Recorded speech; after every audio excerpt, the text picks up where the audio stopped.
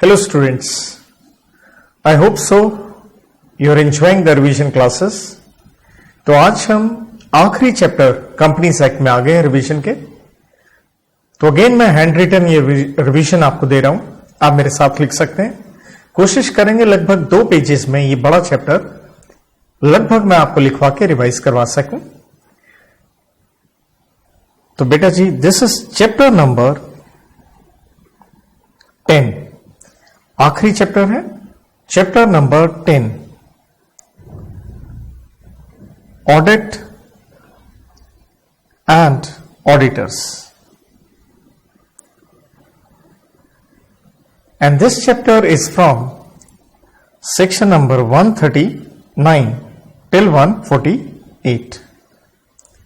Natural है, हर chapter में हम देखते हैं रूल्स हैं, साथ में नेचुरलाइज के भी 2014 के रूल्स हैं।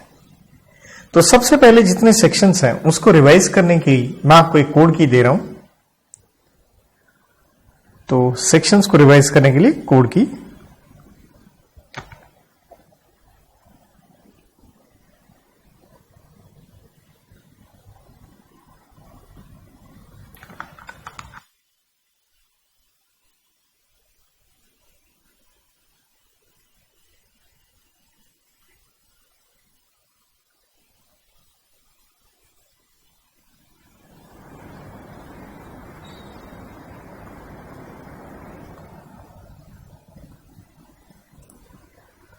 तो देखिए, सबसे पहले सेक्शन नंबर 139 क्या कहता है? ऑडिटर सबसे पहले क्या होगा? आएगा। और 140 कहता है ऑडिटर जाएगा। एंड 141 कहता है कि ऑडिटर क्या करके आएगा? क्या करके आएगा। एंड 142 ऑडिटर रेम्युनरेशन भी पाएगा।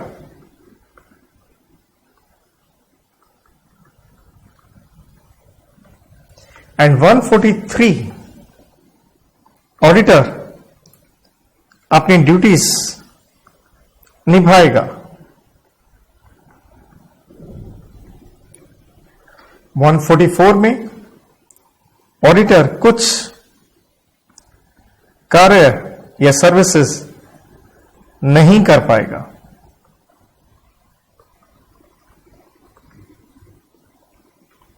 एंड 145 में ऑडिटर ऑडिट रिपोर्ट साइन करेगा।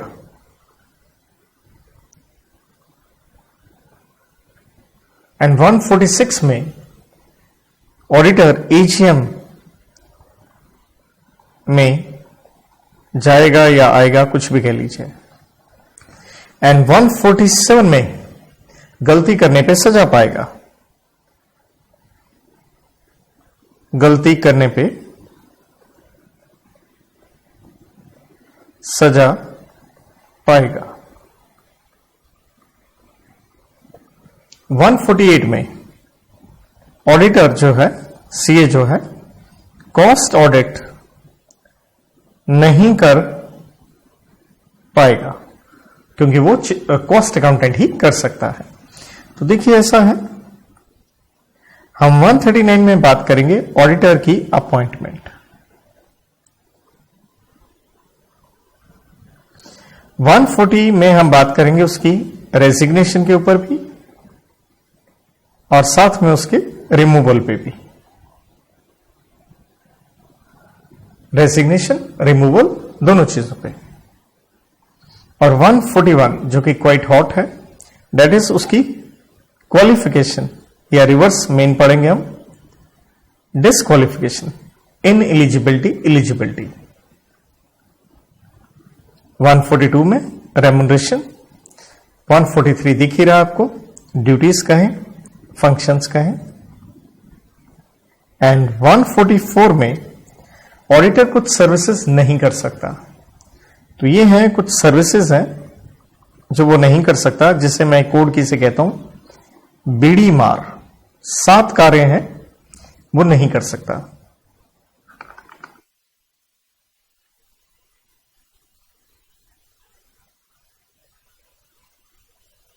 तो सीधा दिख रहा, ऑडिट रिपोर्ट वो साइन करेगा एंड 148(6) में एजीएम अटेंड करेगा।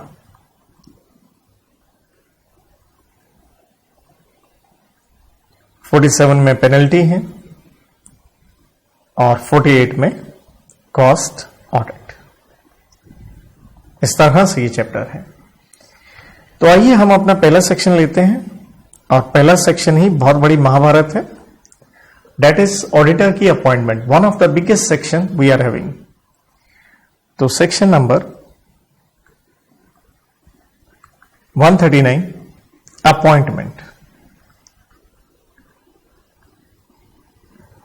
जब हम अपॉइंटमेंट की बात करते हैं, एक्सप्लेनेशन सेक्शन की कहती है इट ऑल्सो मीन्स रीअपॉइंटमेंट।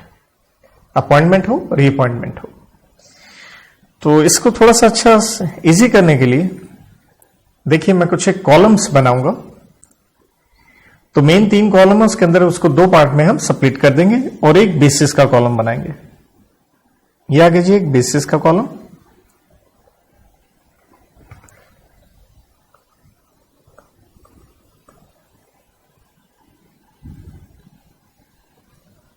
उसके बाद 3 कॉलम,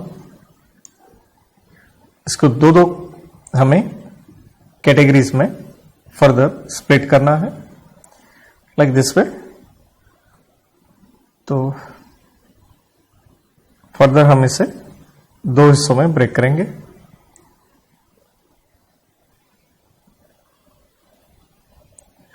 तो ऑडिटर की अपॉइंटमेंट है, हमारा पहला कॉलम है कंपनी के पहले auditor, first auditor.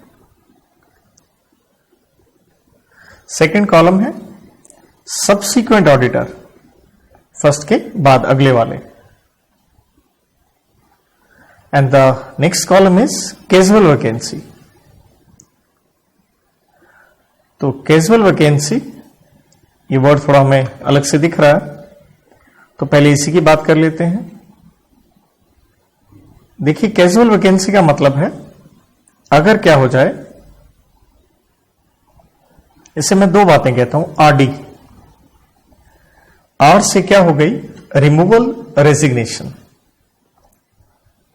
Removal, resignation, order गया। और डी से हमेशा के लिए गया, डेथ कह लीजिए, डिसेबिलिटी कह लीजिए, अनसाउंड माइंड का हो गया, या डिस्क्वालीफाइड हो गया आफ्टरवर्ड्स, जिसके ऊपर हम 141 सबसेक्शन 4 में बेसिकली देखेंगे। तो अब बारी आती है फर्स्ट ऑडिटर की। तो फर्स्ट ऑडिटर किस केस में, तो हम पहले बात करेंगे नॉर्मल कंपनी, जिसे हम कहेंगे non garment company, normal company. तो सेकंड कॉलम किसका हो गया, गारमेंट कंपनी का। सेम में यहां पे non garment company, garment company, garment company, this way.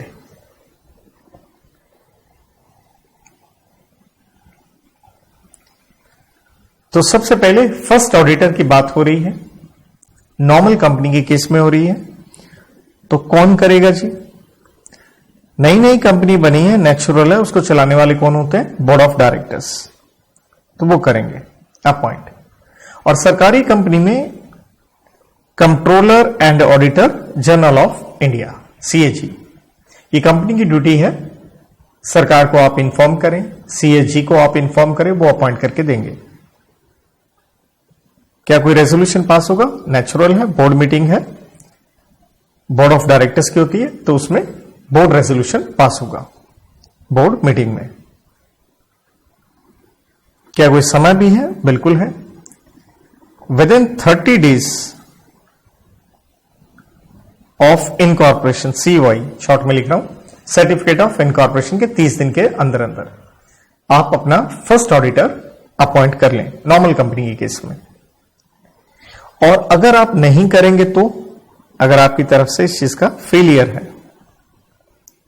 इस टाइम का फेलियर है, आपने 30 दिन में अपॉइंट नहीं किया।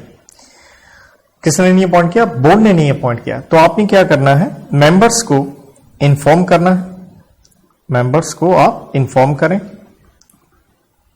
और ये मेंबर्स अब अपॉइंट करेंगे अगले नेक्स्ट 90 डेज में ईजीएम बुलाते हुए। और अगर वो गवर्नमेंट कंपनी है तो सीएजी अपॉइंट करेगा, रेजोल्यूशन तो कोई होगा नहीं। तो यहां टाइम दिया गया है 60 दिन ऑफ इनकॉर्पोरेशन। गवर्नमेंट है, काम आहिस्ता आहिस्ता होते हैं और इतने दिनों में अगर आपने अपॉइंट नहीं किया तो अब पावर सेकेंड लेवल पे आती है, बोर्ड अपॉइंट करेगा और बोर्ड अपॉइंट करेगा ये अगले 30 दिन में।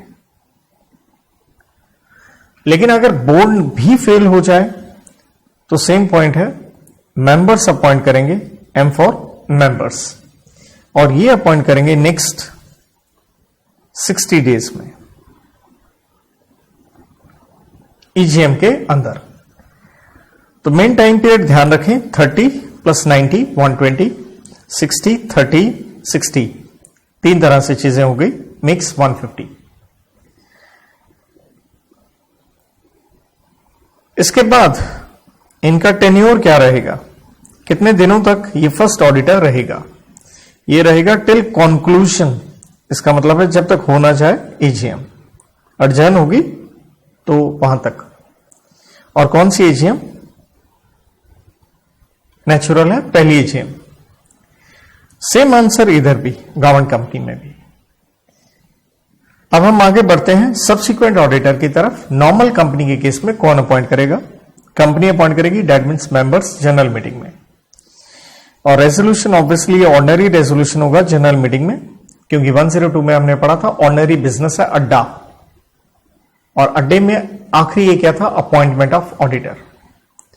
तो ये जनरल मीटिंग एजीएम होती है और एजीएम आपको मालूम है हर साल होता है। तो ये टाइम टेबिल वाला कॉलम हम यहां पे एसएचएस में नहीं लिखेंगे। और ये कब तक रहेगा? ये रहेगा कंक्लूजन ऑफ, क्योंकि 5 साल के लिए अपॉइंट होता है। तो यहां पे हम लिख रहे हैं 6th एजीएम, लेकिन इसका मतलब ये नहीं 6 साल, 5 साल। फर्स्ट एजीएम में अपॉइंट होगा ना ये, क्योंकि फर्स्ट एजीएम तक ही पहला ऑडिटर रहा, तो 5 साल रहे, तो 6th AGM.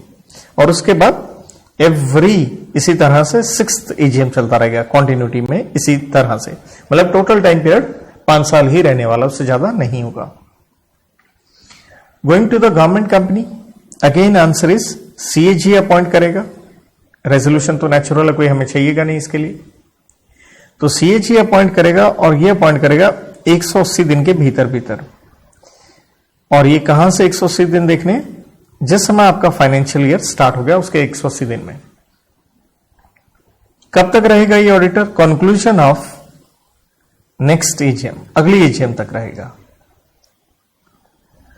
Going to casual vacancy, normal company के केस में ऑब्वियसली बोर्ड अपॉइंट करेगा और बीआर तो चाहिए होगा और 30 दिन के अंदर अंदर अपॉइंट करेगा।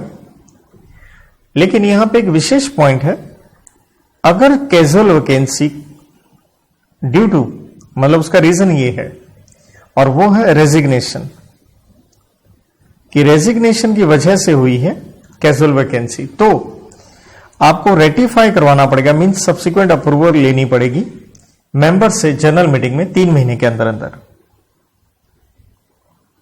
3 months ऑफ अपॉइंटमेंट के अंदर अंदर आपको ये काम करना पड़ेगा।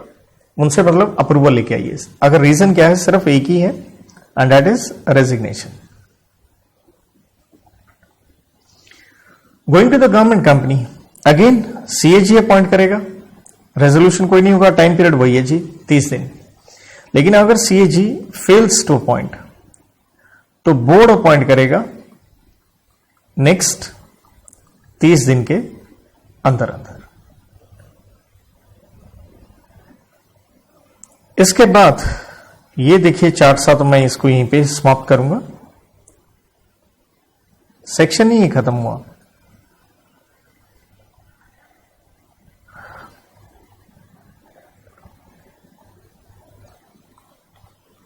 तो देखिए इसके बाद अगर हम बात करें इसकी रीअपॉइंटमेंट की,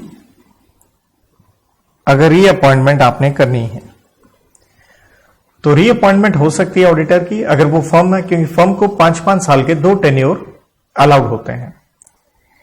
तो रीअपॉइंटमेंट तभी होगी इफ वो डिस्क्वालिफाइड नहीं हो, नॉट डिस्क्वालिफाइड 141 में, अनविलिंगनेस कि मुझे रीअपॉइंट नहीं होना, नॉट एक्सप्रेस्ड आपने ऐसा नहीं कहा, मतलब आप विलिंग होने चाहिए,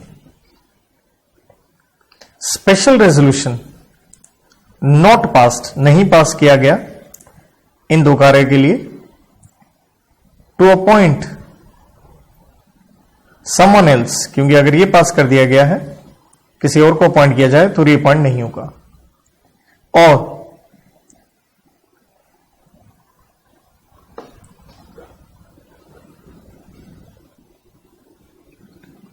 नॉट टू बी रीअपॉइंटेड। कई बार एसआर पास कर देते हैं कि इस आदमी को रीअपॉइंट नहीं करना है तो आप नहीं कर पाओगे, वरना आप कर लीजिए, कोई टेंशन वाली बात नहीं है। जब भी अपॉइंटमेंट होती है, अपॉइंटमेंट के लिए रिकमेंडेशन फॉलो करनी होती है, किसकी? Of AC, stands for audit committee, अगर कंपनी में है तो। ऑडिट कमेटी का सेक्शन आता है 177 के ऊपर।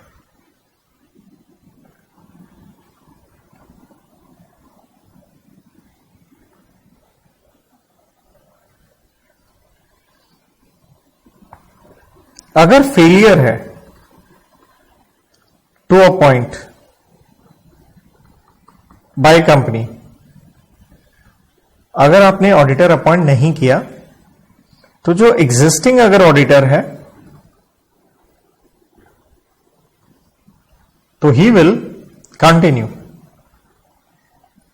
वो चलता रहेगा।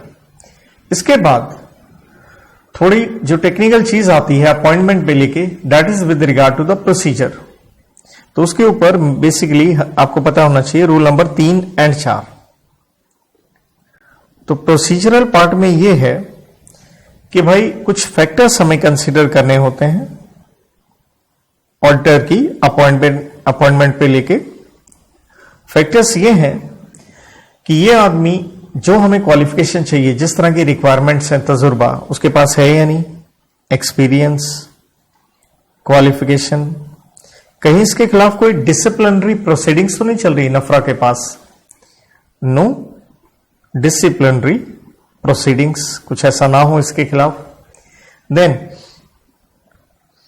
जब इसको अपॉइंट करना है, जैसे हमने कहा ऑडिट कमेटी की रिकमेंडेशन पे होगा, तो ऑडिट कमेटी अगर कंपनी में है तो वो ये रिकमेंड करेगी कि इस ऑडिटर को अपॉइंट कर लिया जाए, और ये रिकमेंड करेगी किसको? बोर्ड को। और बोर्ड जो है वो फर्दर फिर शेयर होल्डर्स को रिकमेंड करता है, फर्दर रिकमेंड किसको? मेंबर्स को, शेयर होल्डर्स को, ताकि वो जनरल मीटिंग में अपॉइंट कर सकें। इफ नो एसी तो नेचुरल है ये रिकमेंडेशन किसके द्वारा होगी? सिंपली बोर्ड के द्वारा मेंबर्स को। और हो सकता है ऑडिट कमेटी की अगर आपको रिकमेंडेशन एज ए बोर्ड पसंद नहीं है, आप रेफर बैक कर सकते हैं। स्टिल नहीं पसंद तो चलनी बोर्ड की है, यहां पे ये भी पक्का याद रखें।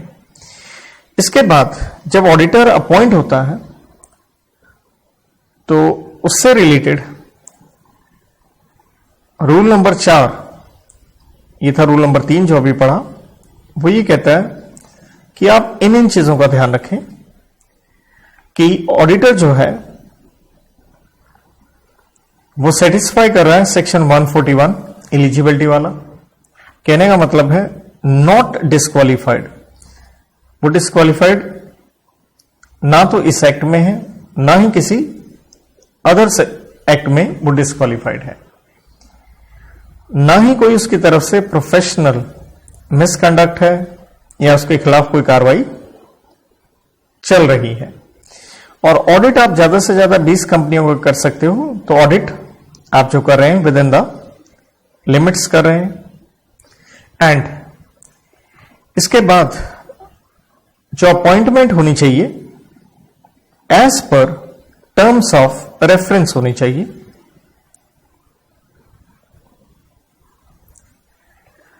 As per terms of reference, जिसका मतलब हो गया अंडर दिस एक्ट, या जैसे बोर्ड ने, एसी ने आपको रिकमेंड किया था। देयर आफ्टर ऑडिटर से रिलेटेड, ये खत्म नहीं हुआ सेक्शन, क्योंकि मेन सेक्शन कह लीजिए, मेन पार्ट इस का 139(2) में है, सबसेक्शन 2। तो सबसेक्शन 2 डील करता है आप कितने टाइम के लिए ऑडिटर अपॉइंट करेंगे, टेन्योर, या हम इसे कह देते हैं रोटेशन। तो टेन्योर कहें या रोटेशन की बात कहें तो रोटेशन किस किस कंपनी में लगता है, हर एक कंपनी में नहीं लगता। तो इसकी एप्लीकेबिलिटी है, अगर आप नेचुरल है बड़ी कंपनियां, तो उसमें सबसे पहले तो आ गई लिस्टेड कंपनी आ गई, देन आ गई आपकी अनलिस्टेड पब्लिक कंपनी।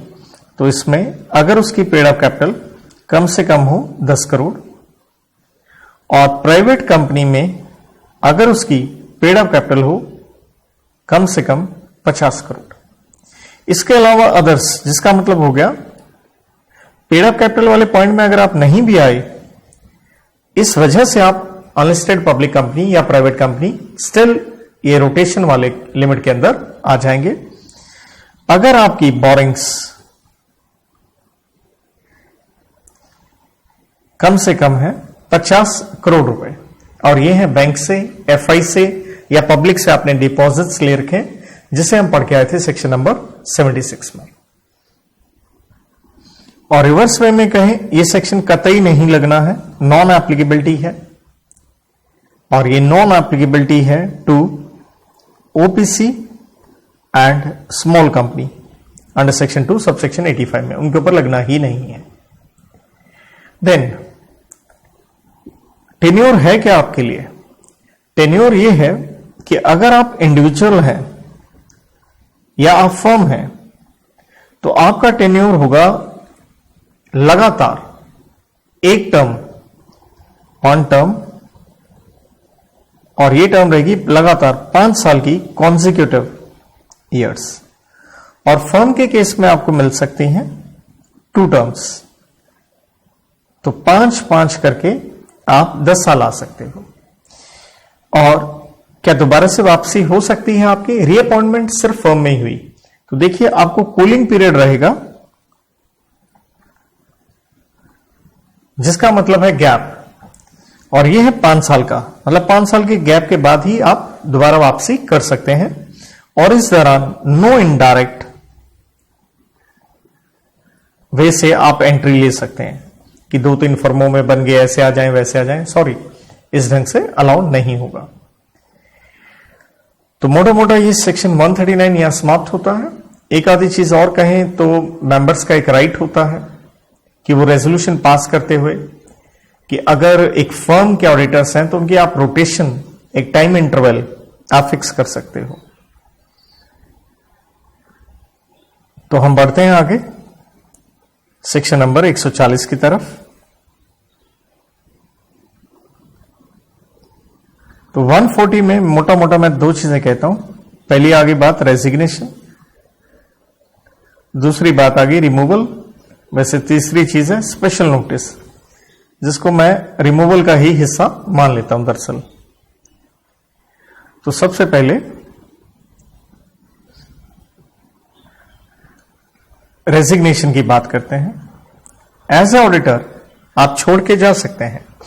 तो प्रोसीजर ये है, आपको एक स्टेटमेंट ऑफ फाइल करनी है कि भाई मैं छोड़ के जाना चाहता हूं। ये किसके पास फाइल करनी है? नेचुरल है आरओसी, नेचुरल है कंपनी, लेकिन अगर आप गवर्नमेंट कंपनी है तो सीएजी को, उनको आप फाइल करेंगे।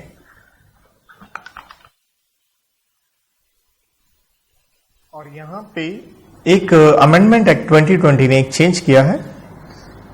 तो रेजिग्नेशन में ऐसा कुछ नहीं था, वो है पेनल्टी, वो डिफॉल्ट के लिए है। और अमेंडमेंट एक्ट 2020 ने यहां पे पेनल्टी थोड़ी आसान कर दी है।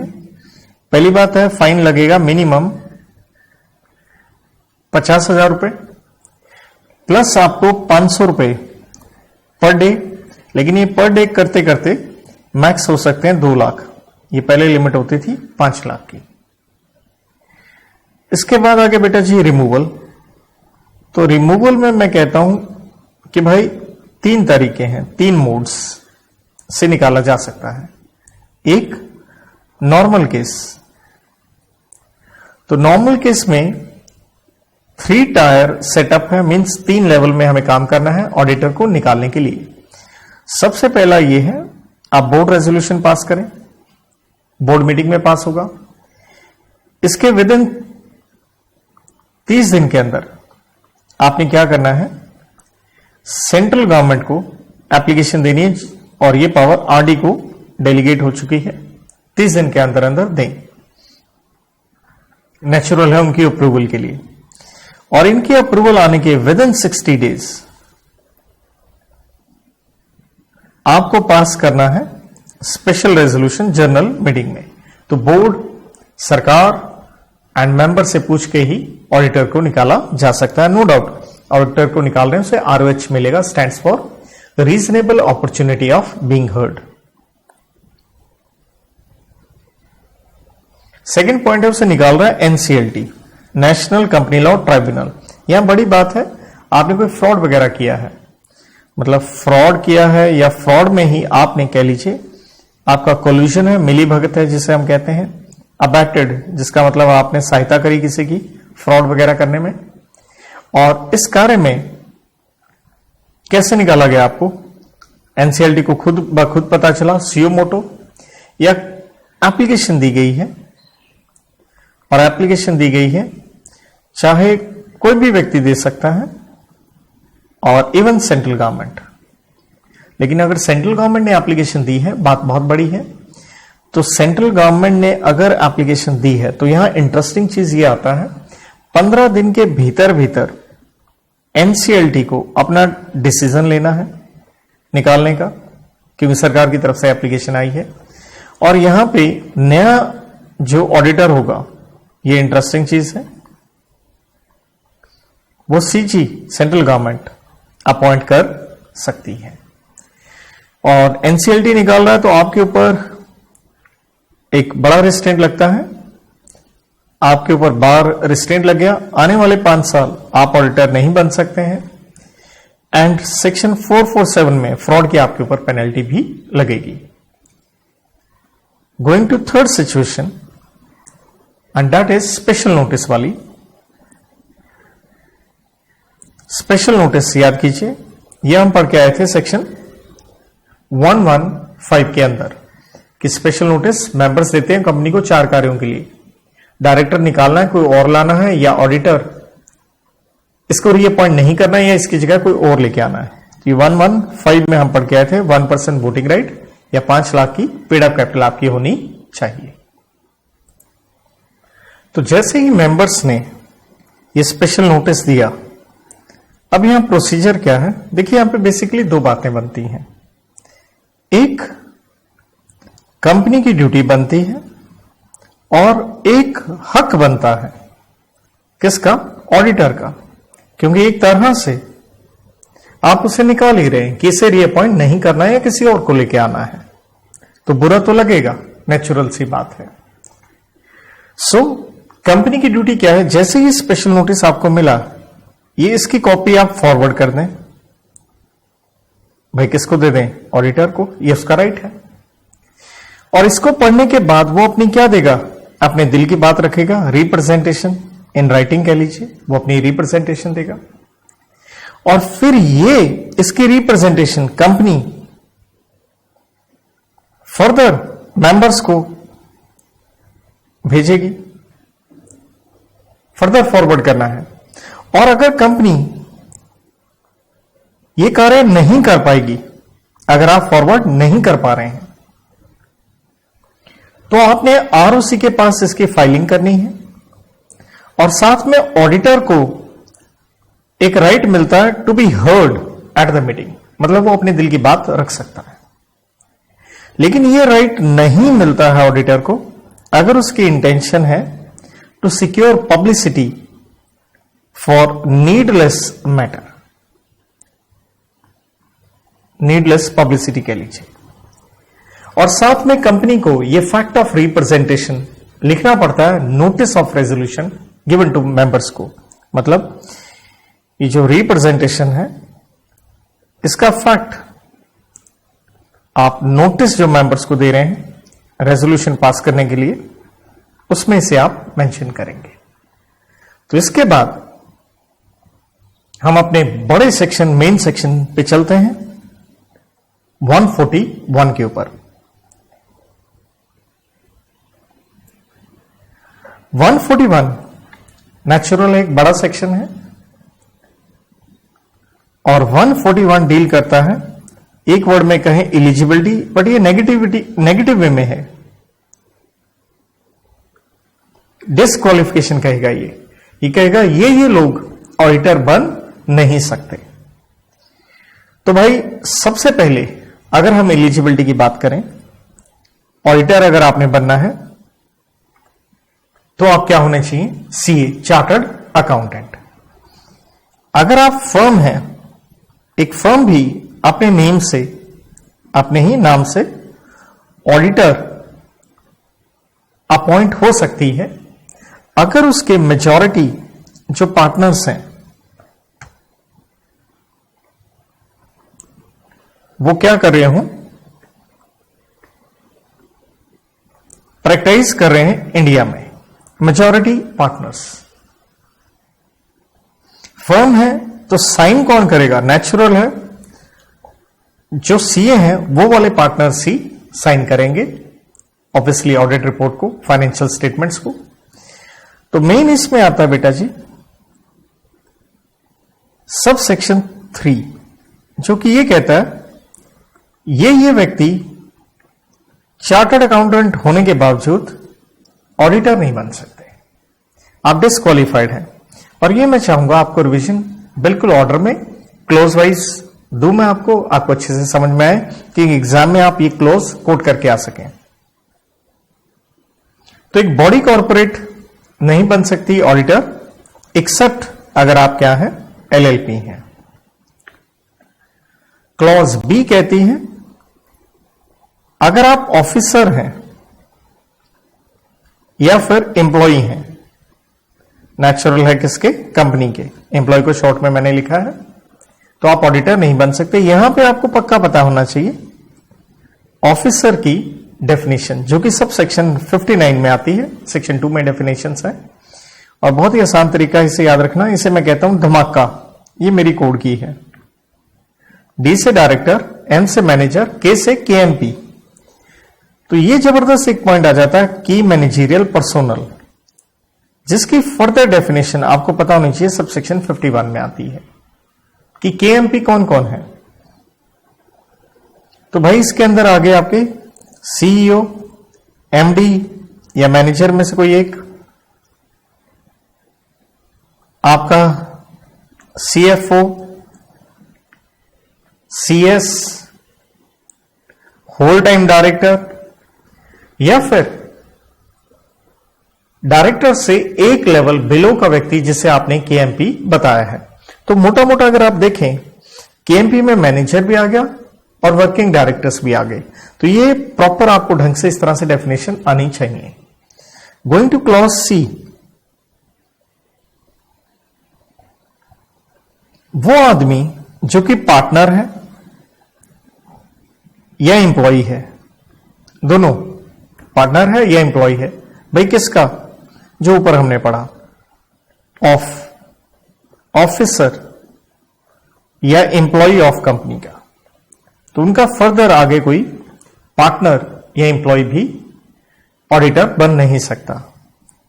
गोइंग टू क्लॉज डी, जिसके अंदर कई सब क्लॉज आती हैं, कहता आप खुद, सेल्फ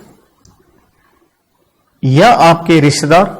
यहां पे आपको रिश्तेदारों की डेफिनेशन आनी चाहिए, सब सेक्शन 77 में आप पढ़ते हैं, मां बाप, बहन भाई, स्पाउस, बच्चे, सन डॉटर, या आपका पार्टनर। खुद, रिलेटिव या पार्टनर।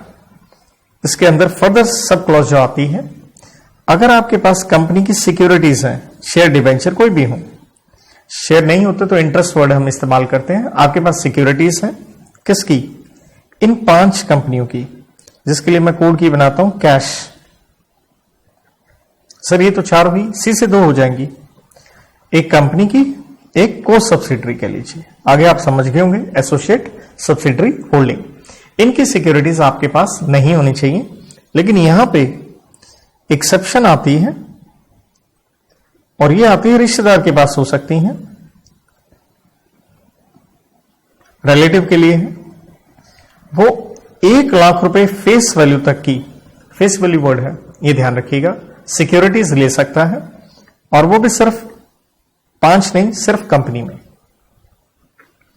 किसी कारणवश अगर ये लिमिट एक्सीड होती है तो कोई टेंशन की बात नहीं है, 60 दिन के अंदर अंदर आप इसको करेक्ट कर लें, मतलब रेमेडियल एक्शन ले लें। क्लॉज नंबर 2, आप क्या नहीं होने चाहिए? इनडेप्टेड, मीन्स आपने नहीं देने हैं पैसे। किसको? सेम यही 5 कंपनियां जो ऊपर लिख दी थी, इसलिए वो कोड की बना दी थी, देखिएगा ये वाली। आप इनडेप्टेड हैं इन 5 कंपनियों को मोर देन कितने रुपए में? 5 लाख। तो देखिए ये रूल नंबर 10 है, साथ में रूल नंबर 10 आपको पक्का याद हो, सब सेक्शन 3 है, कोड कर दिया था मैंने, और ये बता दूं रूल नंबर 10 है ये, क्योंकि यहां किसी भी पॉइंट के ऊपर क्वेश्चन आ ही सकता है, और एमसीक्यू ये वो पक्का बनता है क्वेश्चन, यार इतना कुछ है इस सेक्शन में करवाने के लिए। सो थर्ड पॉइंट आता है, आपने गारंटी या जिसे आप श्योरिटी कहते हैं, गारंटी वगैरह दी है। गारंटी दी जाती है फॉर इंडेप्टनेस, किसी और ने अगर पैसे लिए हैं, नेचुरल है, किसी और थर्ड पार्टी, और उस थर्ड पार्टी की लायबिलिटी किस तरफ है? सेम यही 5 कंपनी जो ऊपर लिखा। अगर ये अमाउंट है मोर देन का साइन डाला 1 लाख रुपए से, 1L 4 लाख। इसके बाद क्लोज नंबर E, ये प्रॉपर क्लोज वाइज आपको याद हो, दैट इज ऑलवेज रिकमेंडेबल। कोई भी पर्सन या फर्म ऑडिटर नहीं बन सकती अगर इनका डायरेक्ट कहो, इनडायरेक्ट कहो, बिजनेस रिलेशनशिप है। अगर आपका बिजनेस रिलेशनशिप है, अब की बार किसके साथ है? 6 कंपनी हो गई, अरे बाप रे बाप, अब छठी कौन सी आ गई? तो 5 तो पहले थी ही, उसमें एक और ऐड कर दो, सब्सिडरी आपकी एसोसिएट की, उसकी सब्सिडरी, तो उनमें बिजनेस रिलेशनशिप नहीं होना चाहिए। यहां पे भी एक्सेप्शन है, 2 एक्सेप्शन है, कि अगर ये आपने प्रोफेशनल सर्विसेज कोई रेंडर की हो तो कोई दिक्कत नहीं है, या फिर आपने ट्रांजैक्शन की है ordinary course of business at arms length, ordinary course of business में करी है, आर्म्स लेंथ मार्केट प्राइस पे करी है, तो कोई टेंशन की बात नहीं है। क्लॉज नंबर F, ये इसका लिंक फिर से क्लॉज नंबर B के साथ है। रिलेटिव, रिश्तेदार, डायरेक्टर का या KMP का इन कंपनी, वो रिश्तेदार ऑडिटर बन नहीं सकता। क्लॉज नंबर G के अंदर दरअसल 2 बातें हैं। आप होल टाइम एम्प्लॉयमेंट को मैं N से लिखता हूं, इकोनॉमिक्स में सीखा था ये। आप होल टाइम एम्प्लॉयमेंट में है एल्सवेयर, मतलब कहीं सारा दिन काम करते हैं, तो कैसे ऑडिटर आप बन सकते हैं। या फिर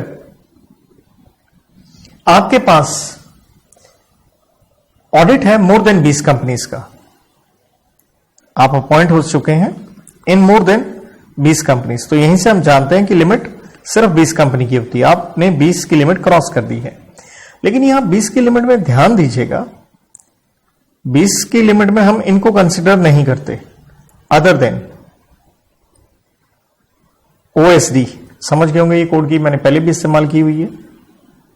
ओपीसी में, स्मॉल कंपनी में, डॉर्मेंट कंपनी, 455 में, स्मॉल सेक्शन 2 सबसेक्शन 85 में, ओपीसी सेक्शन 2 सबसेक्शन 62 में, प्राइवेट कंपनी जैसे आप पढ़ के आते हो सेक्शन 2 सबसेक्शन 68 में, अगर उसकी पीयूसी 100 करोड़ रुपए से कम है तो 20 की लिमिट में वो नहीं आती, आप वहां कर सकते हो, कोई टेंशन नहीं है।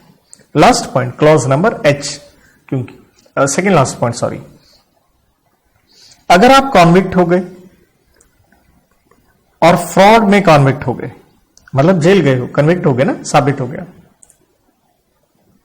तो 10 साल तक, जब तक 10 साल एक्सपायर ना हो जाए, और ये देखिए रिलीज मतलब जेल से बाहर आने के बाद, तो मतलब 10 साल का कूलिंग पीरियड है, तब तक आप ऑडिटर नहीं बनेंगे।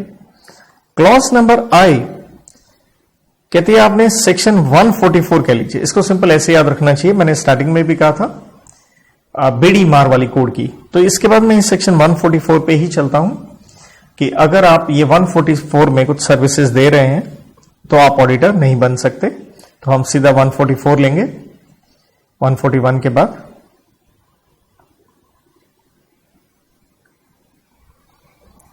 तो 144 कहता है ऑडिटर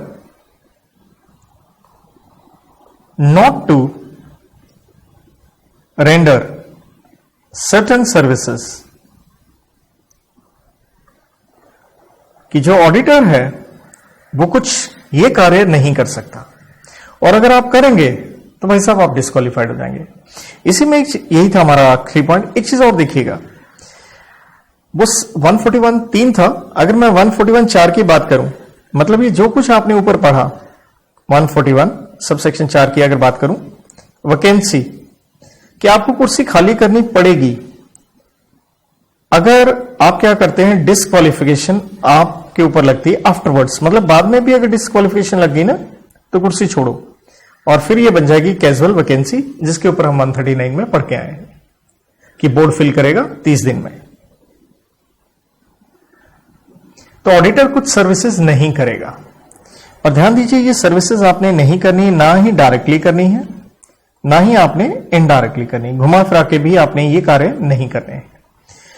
ये सर्विसेज आपने किसको दी है, 3 कंपनियां हैं, मैं इसको याद रखता हूं कश के नाम से, कैश नहीं कश है, समझ गए होंगे। सी से कंपनी, एस से सब्सिडरी, एच से होल्डिंग कंपनी।